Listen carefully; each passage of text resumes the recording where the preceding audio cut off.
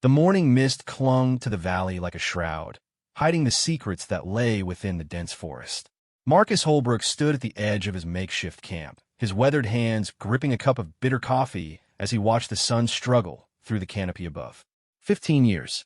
15 long years since he had retreated to this forgotten corner of the wilderness, where civilization seemed like a distant memory, and human voices were nothing more than echoes from another life.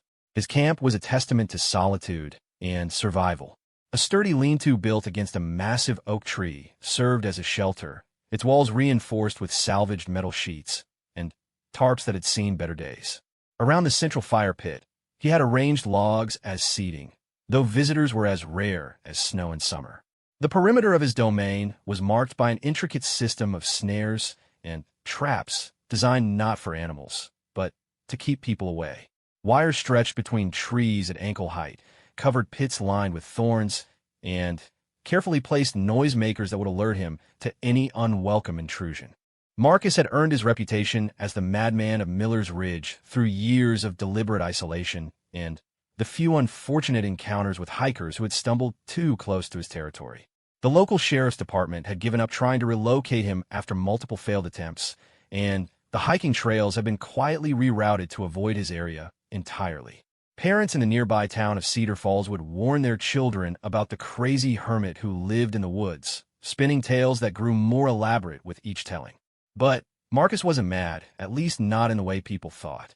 He was broken, carrying wounds that ran deeper than any physical scar could ever reach. The isolation wasn't punishment, it was protection. Protection for others, and, perhaps more importantly, protection for himself from a world that had taken everything he once held dear. The morning routine was always the same.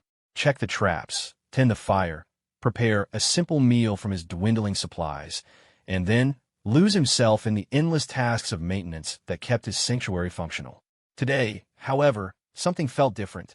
The forest seemed quieter than usual, as if nature itself was holding its breath in anticipation of something significant. As he made his rounds, Marcus noticed that several of his warning systems had been triggered during the night.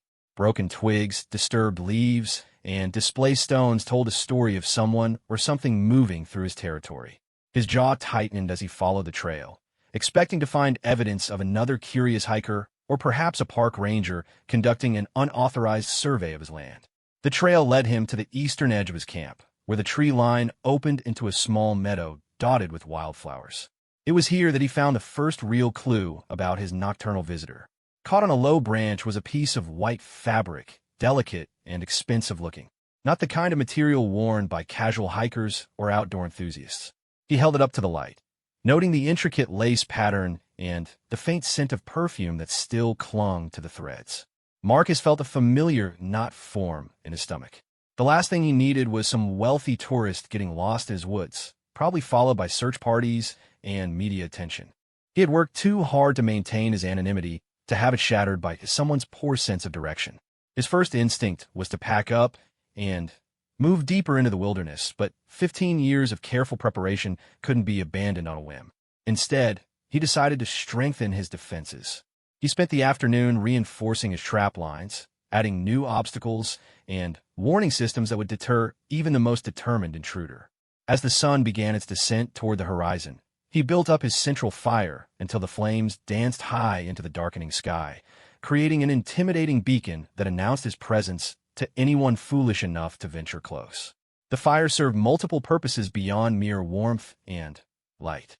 It was a psychological weapon designed to unnerve potential visitors with its primitive intensity. The dancing shadows it cast through the trees created an atmosphere of menace that had successfully discouraged countless unwanted guests over the years. Tonight, as the flames roared higher than usual, Marcus felt a grim satisfaction in the knowledge that anyone lost in these woods would see his fire and think twice about approaching. But fires have a way of attracting the very thing they're meant to repel, especially when desperation overrides caution. As Marcus settled in for another long night of his solitary vigil, he had no idea that somewhere in the darkness beyond his ring of light, a young woman in a torn wedding dress was stumbling through the underbrush, drawn inexorably toward the only sign of human presence she had seen in hours. The irony wasn't lost on him as he poked at the logs with a charred stick, sending sparks spiraling into the night sky. He had spent years perfecting the art of keeping people away, yet here he was maintaining the very beacon that might draw them in. But that was tomorrow's problem. Tonight, he would keep his fire burning bright and his senses sharp, ready to defend the sanctuary he had built from the ruins of his former life. The forest around him settled into its nocturnal rhythm, filled with the sounds of creatures that understood the delicate balance between predator and prey. Marcus understood that balance too, perhaps better than most. He had been both hunter and hunted, protector and destroyer, savior and villain. In the morning, he would discover which role fate had chosen for him this time. As the hours passed, and the fire gradually consumed itself down to glowing embers, Marcus allowed himself to relax slightly. Perhaps the fabric he had found was old, left behind by some long-ago visitor. Perhaps his nocturnal intruder had been nothing more than a deer or bear, following paths that intersected with human concerns only by coincidence. Perhaps he could return to his routine of quiet solitude, unmarked by the complications that other people inevitably brought. But deep in his heart, he knew that change was coming. After 15 years of perfect isolation, something in the universe had shifted. The carefully constructed walls he had built around his life were about to be tested in ways he couldn't imagine. All he could do was tend his fire and wait for whatever dawn might bring, hoping that his defenses would prove strong enough to protect the fragile peace he had worked so hard to maintain. The last thing he remembered before exhaustion finally claimed him was the sound of the wind through the trees, carrying with it the faintest echo of something that might have been a human voice, calling out in the darkness beyond his circle of light. But surely that was just his imagination, shaped by years of solitude into patterns that saw meaning where none existed. Surely no one would be foolish enough to wander these woods alone in the dead of night. He was wrong about that, as he would discover when morning came and brought with it a visitor who would change everything he thought he knew about isolation, protection, and the possibility of redemption in the most unlikely of circumstances. Elizabeth Catherine Morrison had never imagined that her wedding day would end with her running barefoot through a dark forest, her $1,000 dress torn and muddy, her carefully arranged hair wild with leaves and twigs. 6 hours earlier, she had been standing at the altar of St. Mary's Cathedral, surrounded by 300 guests and enough flowers to stock a small nursery. Now she was completely alone, lost in a wilderness that seemed to stretch endlessly in every direction. The morning had started perfectly, or so it seemed. She had awakened in the bridal suite of the Grand Crown Hotel, surrounded by her bridesmaids, and feeling like a princess in a fairy tale. The dress had fit perfectly, the flowers were exactly as she had envisioned them, and even the weather had cooperated with brilliant sunshine and a gentle breeze. Everything had been orchestrated to perfection by her mother and the wedding planner, down to the last detail. But perfection, Elizabeth had learned, could be a fragile thing.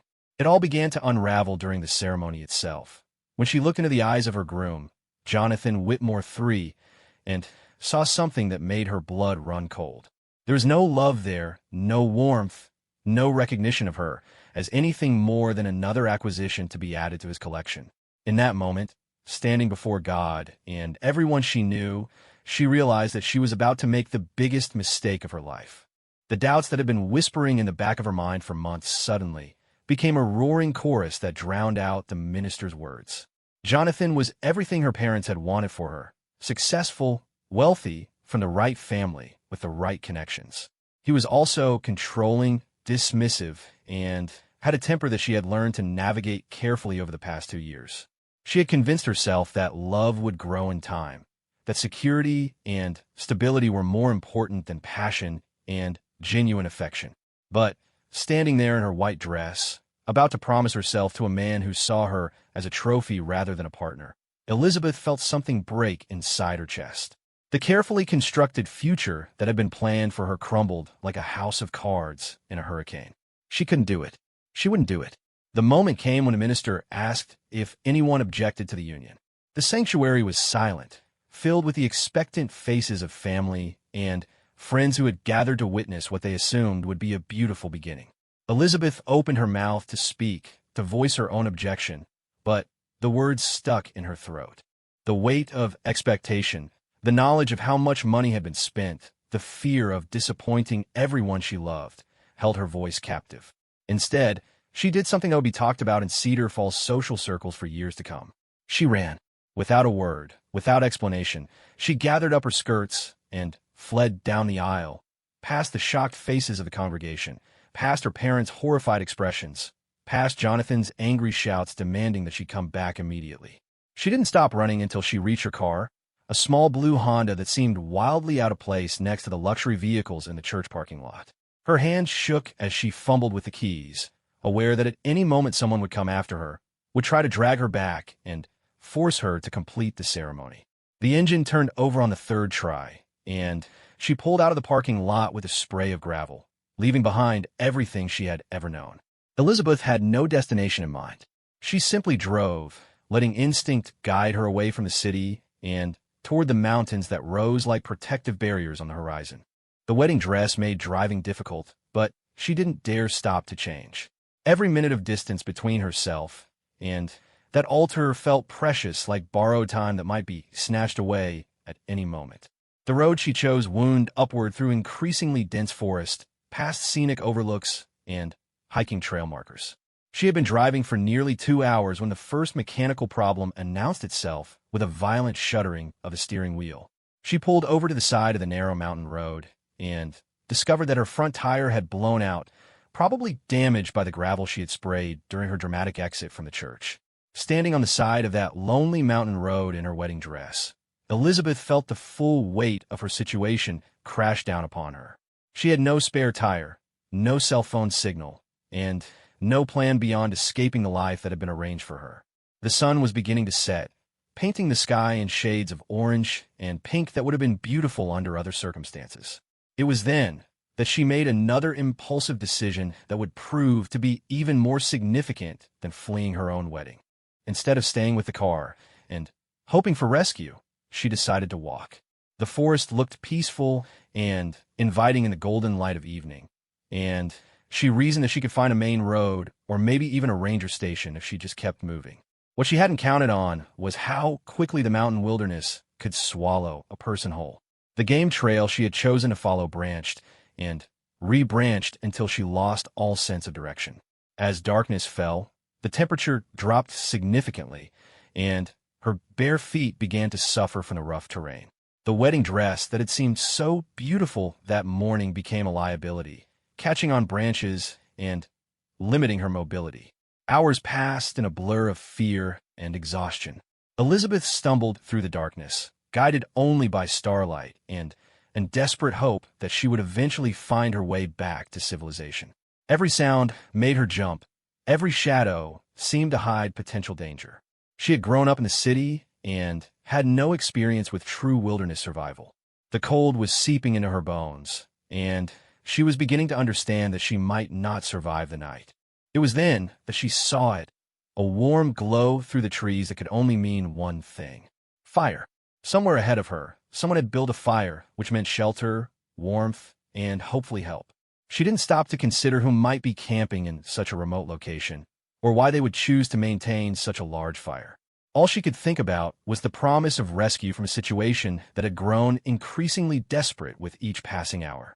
Elizabeth pushed through the underbrush toward the light, her torn dress catching on thorns and low branches.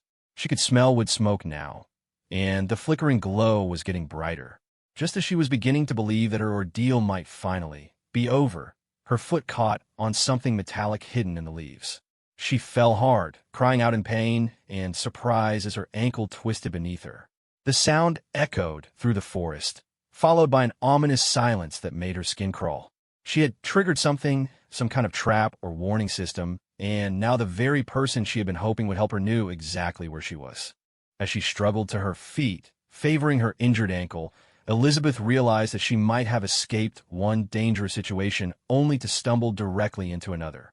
But there was no going back now. The fire was close, perhaps just beyond the next line of trees, and she was too cold and exhausted to survive much longer in the open.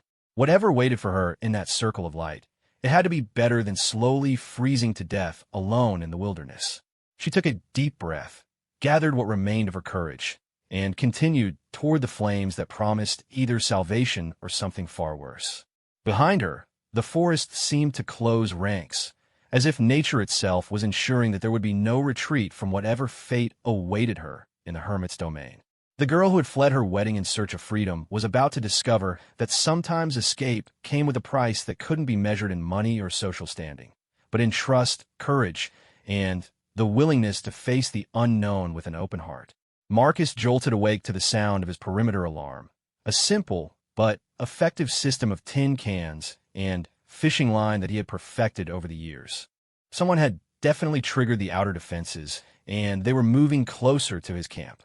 He rolled off his makeshift bed, instantly alert despite the late hour, and reached for the hunting knife that never left his side.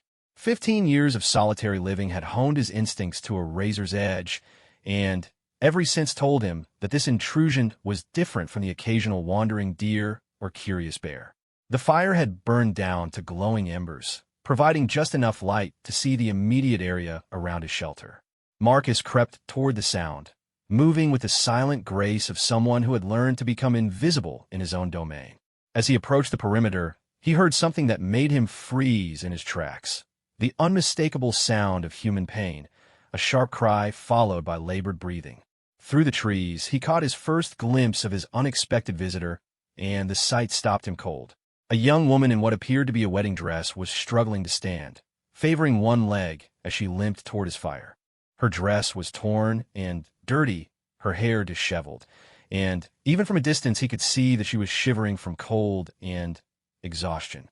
This wasn't some curious hiker or park ranger conducting an unauthorized survey. This was someone in genuine distress. Marcus's first instinct was to retreat deeper into the shadows and wait for her to pass by. He had spent 15 years avoiding exactly this kind of situation, where another person's problems might become his own. But as he watched her struggle forward, clearly injured and disoriented, something stirred in him that he had thought was long dead.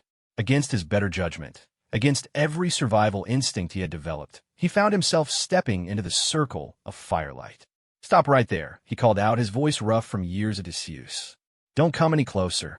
Elizabeth froze, her heart hammering as the shadows parted to reveal a tall, bearded man with wild hair and clothes that looked like they had been assembled from various salvage operations.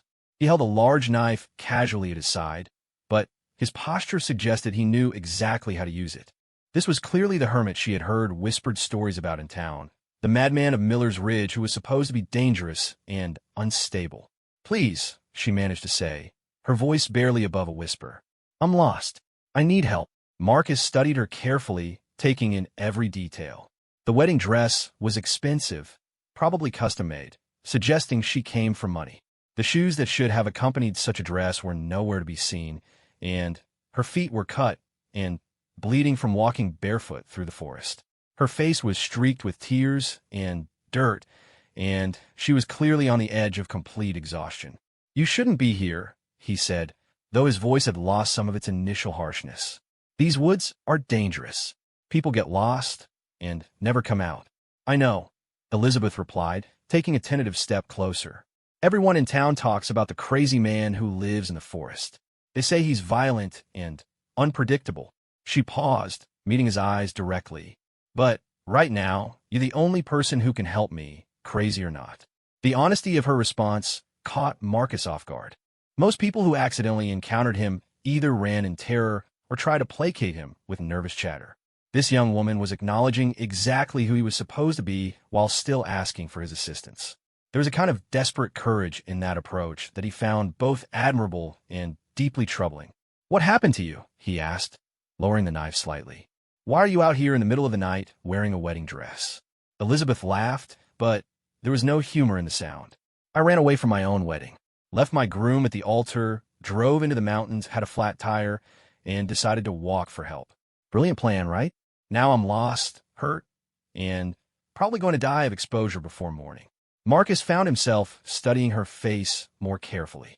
There was something in her expression that reminded him of his own desperation from years ago, the kind of soul-deep exhaustion that came from making an impossible choice between different kinds of suffering. He recognized the look of someone who had reached their breaking point and chosen to leap into the unknown rather than continue living a lie. "You're hurt," he observed, noting how she favored her left ankle. I think I sprained it when I fell, she admitted. And I'm so cold I can barely feel my fingers. Against every instinct screaming at him to send her away, Marcus found himself gesturing toward his fire. Sit down. Warm up. I'll take a look at that ankle. Elizabeth limped forward gratefully, sinking down onto one of the log seats he had arranged around the fire pit. The heat felt like salvation against her frozen skin, and for the first moment since fleeing the church, she allowed herself to believe that she might actually survive the night. Marcus built up the fire until it roared back to life, filling the clearing with light and warmth. Give me your foot, he said, kneeling beside her seat. His touch was surprisingly gentle as he examined her injured ankle, his weathered hands careful and professional. It's swollen, but I don't think anything's broken. You'll need to stay off it for a while. Are you a doctor? She asked, surprised by his obvious medical knowledge. Marcus's face darkened, and he released her foot abruptly. I used to be a lot of things. Now I'm just someone who wants to be left alone. He stood up and moved back to his side of the fire, the momentary softness in his expression replaced by the familiar mask of isolation. Elizabeth sensed that she had touched on something painful, but she was too exhausted to carefully navigate around his emotional landmines.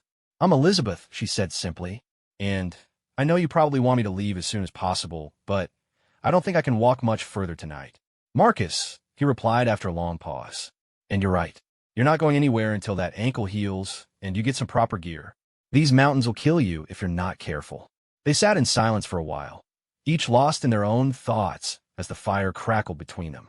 Elizabeth found herself studying this strange man who had become her unexpected savior. Despite his rough appearance and reputation for violence, he had shown her nothing but kindness since she'd appeared in his camp. There was pain in his eyes, she realized, the kind of deep hurt that comes from losing everything important. Why did you run? Marcus asked suddenly, his voice cutting through the comfortable silence. Elizabeth considered giving him a simple answer, something about cold feet or last-minute doubts. But there was something in his tone that suggested he would understand more complex truths. Because I realized I was about to promise my life to someone who didn't see me as a person, just as a possession. Because I was so busy trying to be what everyone else wanted me to be that I forgot who I actually was.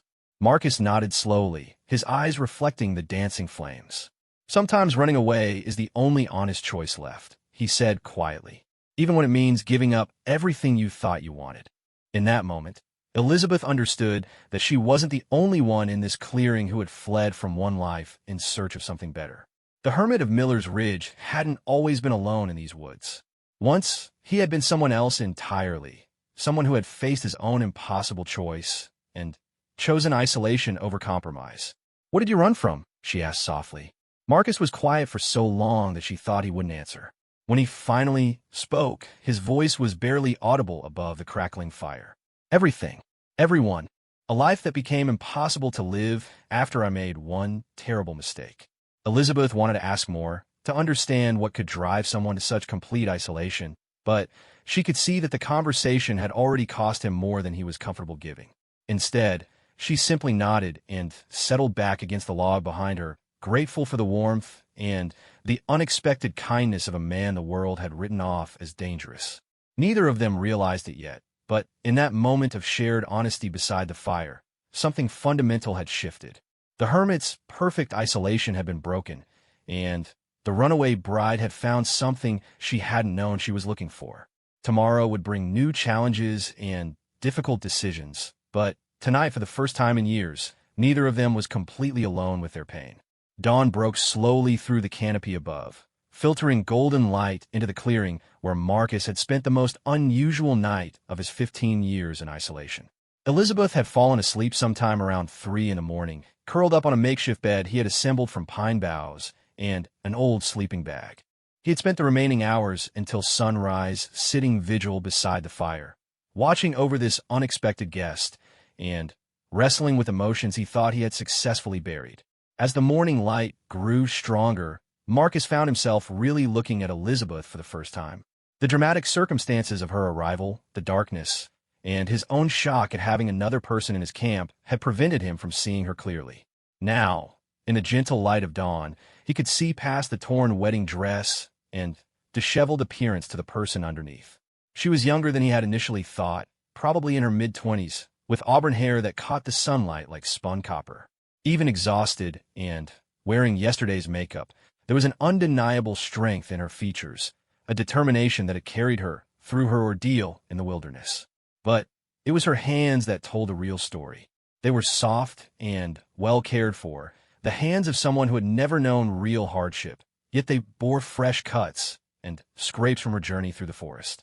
Elizabeth stirred as the warmth of the morning sun reached her face, and Marcus quickly looked away, not wanting to be caught staring. She sat up slowly, wincing as her injured ankle reminded her of the previous night's trauma. For a moment, she looked completely disoriented, as if she couldn't quite believe where she had ended up.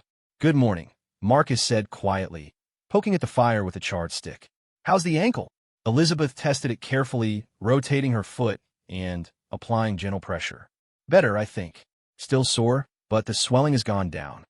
She looked around the camp in daylight, taking in details that had been hidden by darkness and exhaustion. "This is really your home?" Marcus followed her gaze, seeing his sanctuary through fresh eyes. What had seemed perfectly functional to him for 15 years suddenly appeared primitive and makeshift. The lean-to shelter, the improvised furniture, the scattered tools, and supplies that represented everything he owned in the world. It was the home of a man who had given up on the idea that comfort mattered. "It serves its purpose," he said defensively. "I have everything I need." Elizabeth nodded, but he could see the questions forming in her eyes. How did someone go from being a doctor to living like this? What kind of mistake could be so terrible that it required complete exile from society?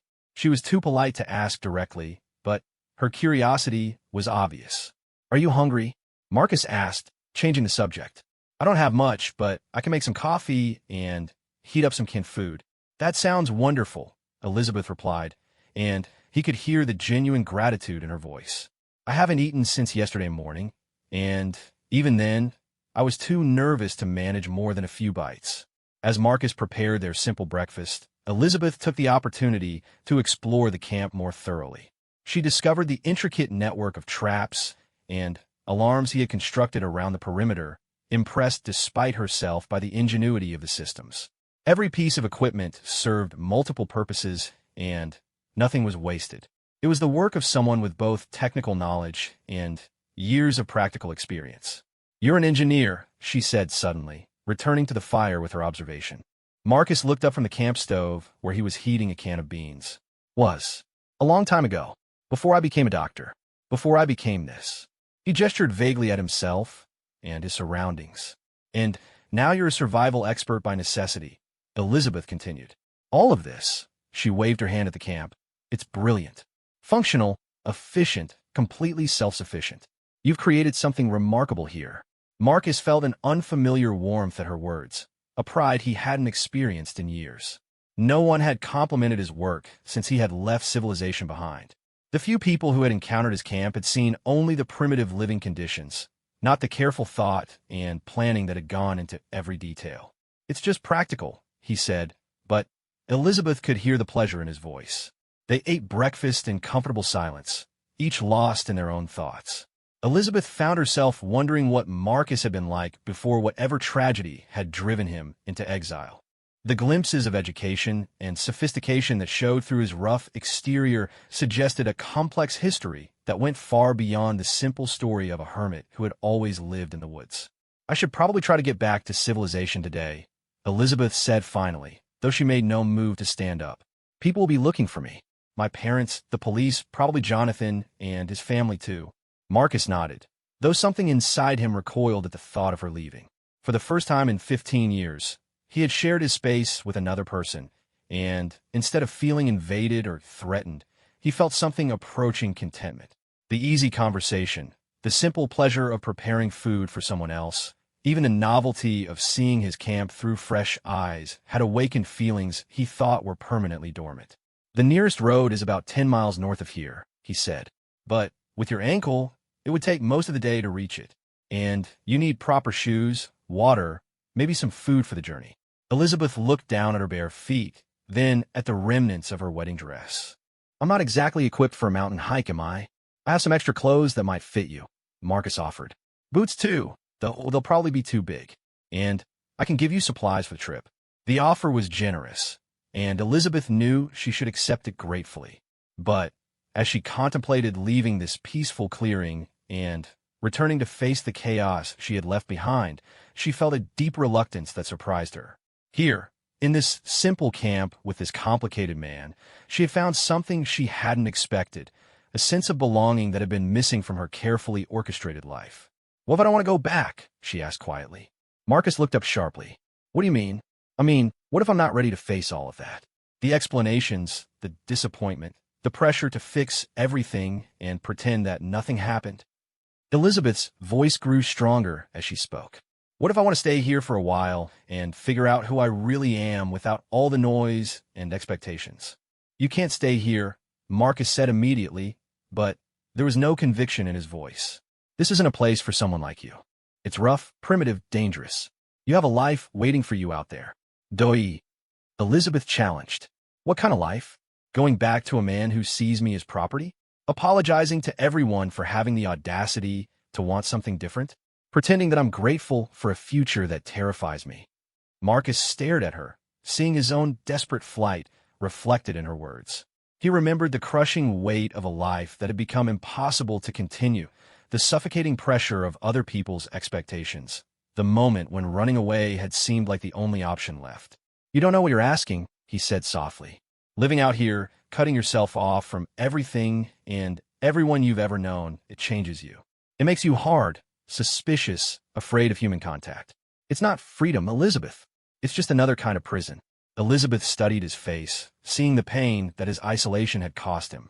But she also saw something else, a peace that came from living authentically, even if that authenticity was born from tragedy. "Maybe," she said, "but maybe it's also a chance to discover who I really am when no one is watching, when no one has expectations or demands or plans for my future." They sat in silence for a long time, each wrestling with the implications of her words. Marcus knew he should insist that she leave, that he pack her some supplies, and escort her to the nearest road where she could flag down help. His carefully constructed isolation couldn't survive the presence of another person, especially someone like Elizabeth who challenged his assumptions about solitude and self-sufficiency. But as he watched her sitting there in the morning sunlight, still wearing the torn remnants of a life she had rejected, he found himself remembering what it felt like to hope for something better.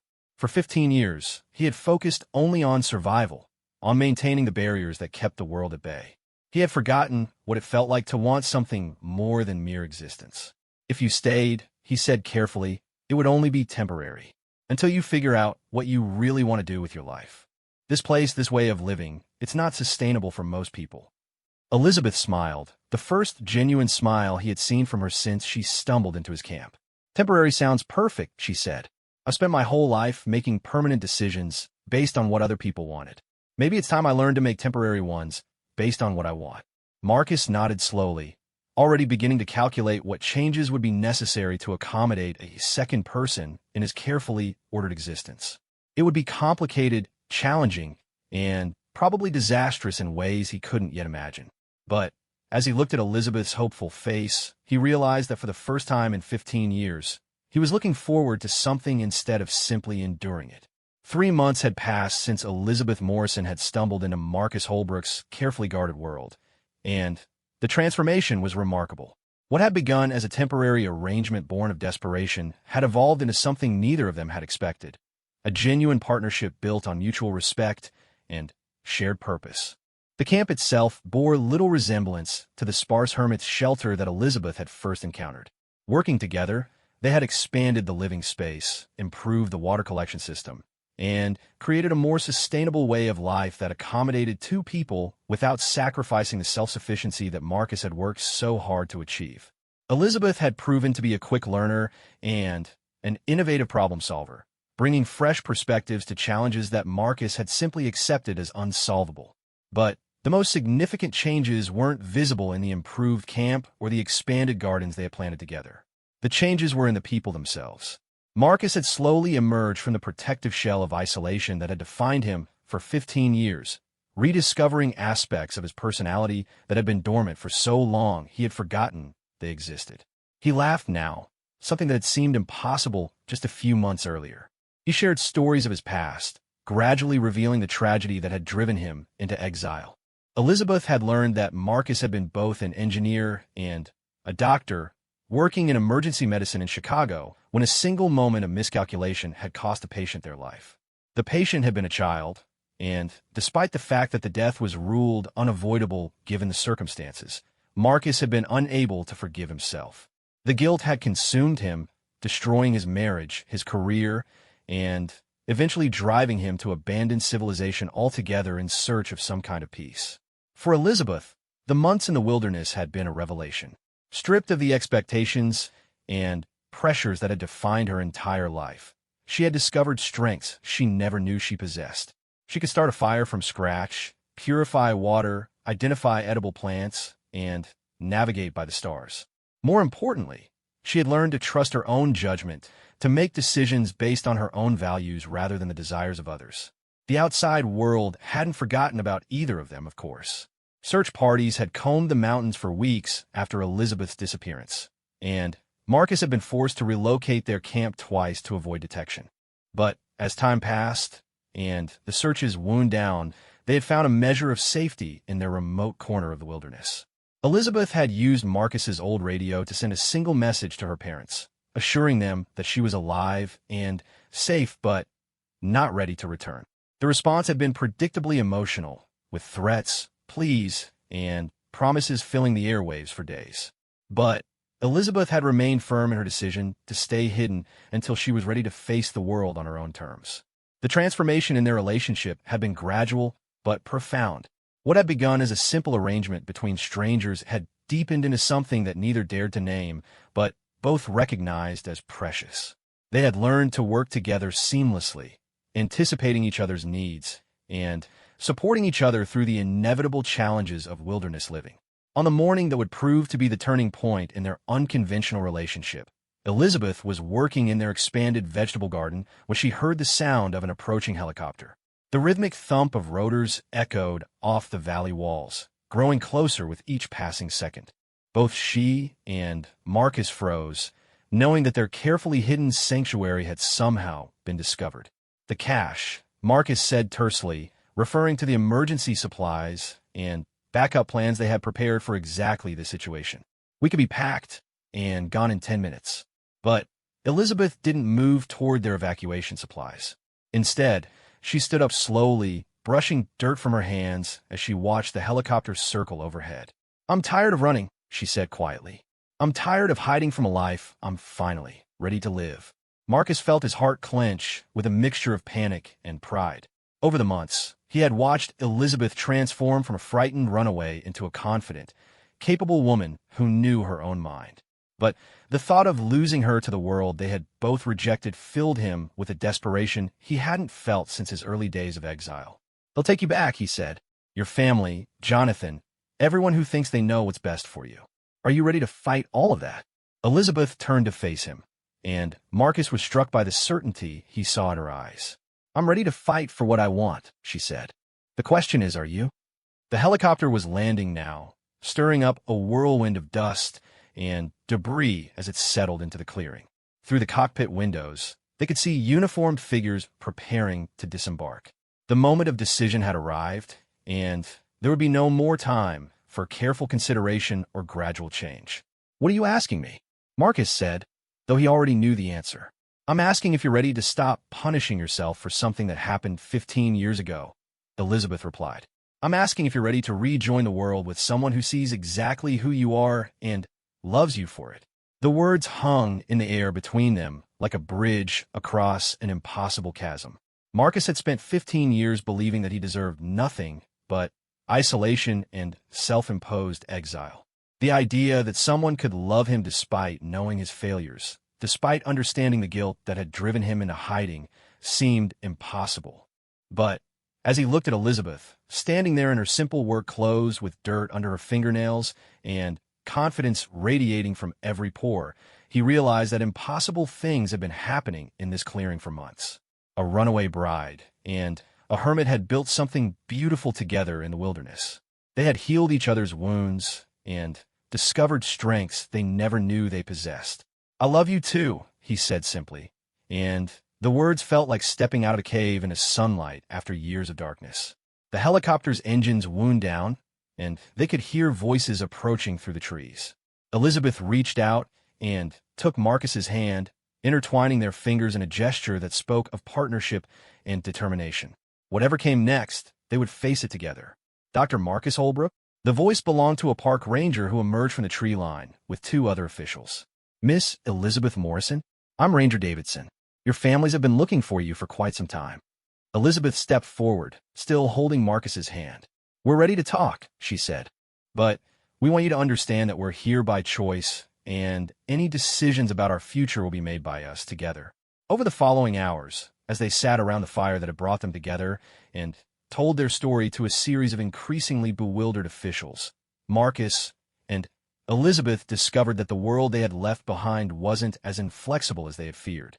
Elizabeth's parents, while initially angry and confused, gradually came to understand that their daughter had found something in the wilderness that she had never possessed in her previous life: true happiness and self-knowledge.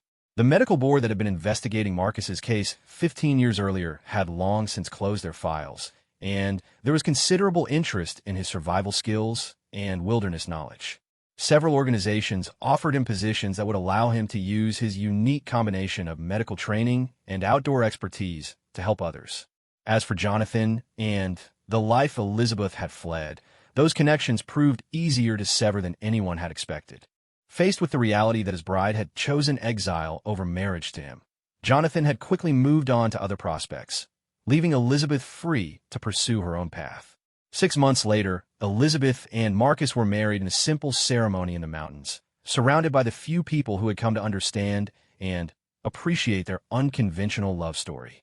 They divided their time between a small cabin in the foothills and expeditions into the wilderness, where Marcus taught survival skills to at-risk youth, and Elizabeth documented their experiences for a book about finding yourself in unexpected places.